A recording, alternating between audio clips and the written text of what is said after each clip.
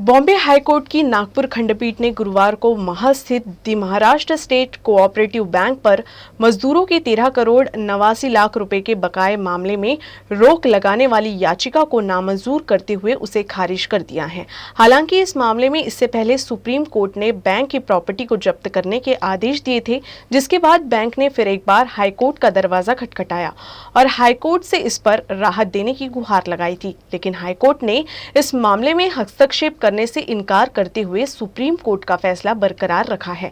इस मामले में अब प्रशासन और याचिकाकर्ता बैंक के माल को जब्त करने का रास्ता साफ हो गया है।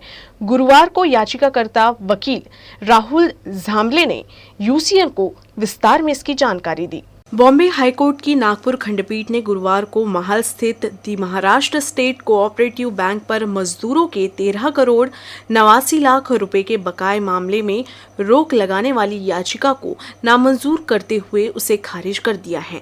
हालांकि इस मामले में इससे पहले सुप्रीम कोर्ट ने बैंक की प्रॉपर्टी को जब्त करने के आदेश दिए थे, जिसके बाद बैंक ने फिर एक बार हाईकोर्ट का दरवाजा खटखटाया और हाईकोर्ट से इस पर राहत देने की गुहार लगाई थी। लेकिन हाईकोर्ट ने इस मामले में हस्तक्षेप करने से इनकार करते हुए सुप्रीम कोर्ट का फैसला बरकरार कर रखा है। इस मामले में अब प्रशासन और याचिकाकर्ता बैंक के माल को जब्त करने का रास्ता साफ हो गया है। गुरुवार को याचिकाकर्ता के वकील राहुल झांबरे ने यूसीएन न्यूज को विस्तार में इसकी जानकारी दी।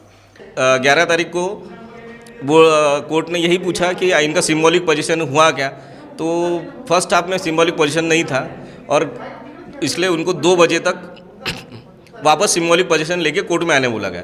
और 2 बजे जब सिंबॉलिक पोजीशन हो चुका था तब कोर्ट ने डायरेक्ट उनको अपना ऑर्डर में क्लेरिफाई कर दिया कि हमने कोई भी ऑर्डर एक्सटेंड नहीं किया था, it is the part of the recovery.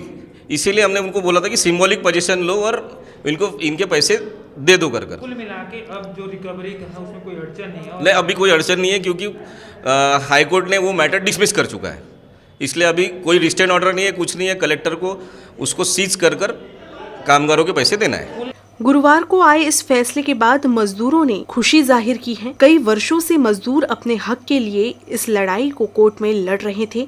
करीब 500 मजदूरों को हाई कोर्ट के इस फैसले से राहत मिली है। ये 500 लोगों का सवाल था। एमएससी बैंक ने जब ऑक्शन प्रक्रिया की उसमें एक कॉमन एग्रीमेंट करी थी कि हमारे को कारखाना बेचने दो, बाकी और उसके बाद में बेचने के बाद में जो अमाउंट आएगा उसमें से हम तुम्हारी थकित पगार देंगे, ऐसा उन्हें कबूल किए थे।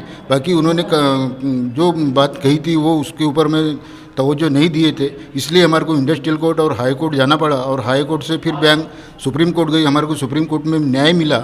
उसके बावजूद भी हमारे को यहाँ की जो प्रशासकीय यंत्रणा है इसने बहुत डिले किए। आज हमारे को हाई कोर्ट से फिर न्याय मिला है। अब हम ये देखना चाहते हैं कि इसके बाद में कितने दिनों में पैसा जमा होता है।